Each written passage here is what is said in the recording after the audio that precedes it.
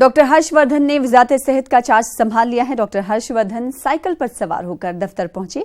मोदी हुकूमत काबीना में डॉक्टर हर्षवर्धन को वज़ारत सेहत की जिम्मेदारी दी गई है। डॉक्टर हर्षवर्धन दिल्ली के चांदनी चौक से बीजेपी के मेंबर ऑफ पार्लियामेंट मुंतखब एक बार फिर से हुए हैं। पिछली बार भी वो यहां से एमपी थे। डॉक्टर हर्षवर्धन को दूसरी बार काबीना में जगह मिली है। स्वास्थ्य एवं परिवार कल्याण मंत्री के रूप में एक महत्वपूर्ण जिम्मेदारी मिली है।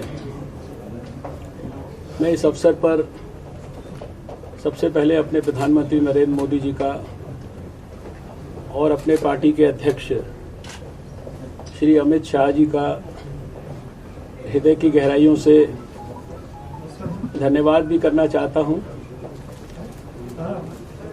अभिनंदन भी करना चाहता हूं, आभार भी प्रकट करना चाहता हूं। प्रधानमंत्री जी को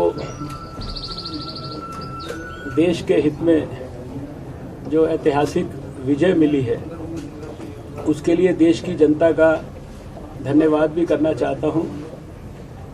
मैं बहुत सौभाग्यशाली हूं कि मुझे इससे पहले प्रधानमंत्री जी ने 3 महत्वपूर्ण विभागों की जिम्मेदारी पिछले 5 सालों में दी। Science and technology, ministry of earth sciences और पिछले 2 साल में ministry of environment, forest and climate change.